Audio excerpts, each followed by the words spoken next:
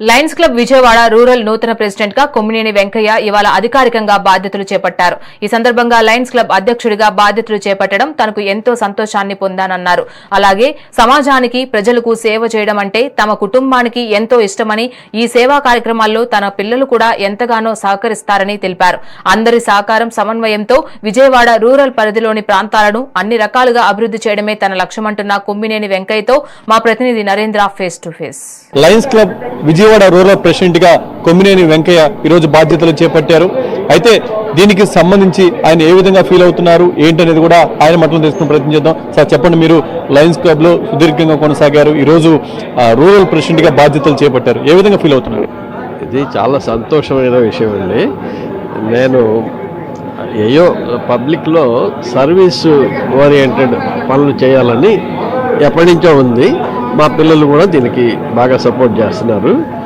అందువల్ల ఇక్కడ నేనేదో రూరల్ ఏరియాలో కొన్ని చెట్లు నాటడం, కొంత లైన్ స్క్రీనింగ్, ఐ స్క్రీనింగు, ఇటువంటివన్నీ చేయాలని, ఇంకా సమ్ డెంటల్ ఇది కూడా చేయించాలని. సార్, మీరు ప్రొఫెషనల్గా యూనివర్సిటీలో పనిచేశారు, ఇప్పుడు లయన్స్ క్లబ్లో యాక్టివ్గా ఉన్నారు.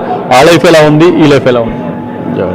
ప్రొఫెషనల్గా అది మెకానికల్, ఇది రెగ్యులర్గా ఆ టైంకి వెళ్ళటం రావటం. ఇక్కడ ఫ్రీ బర్డ్ అండి.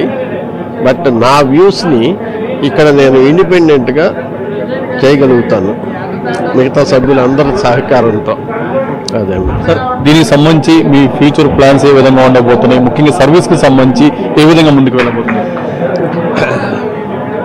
అంటే అందరి సహకారంతో, వాళ్ళ సూచనలతో ముందుకెళ్తామండి.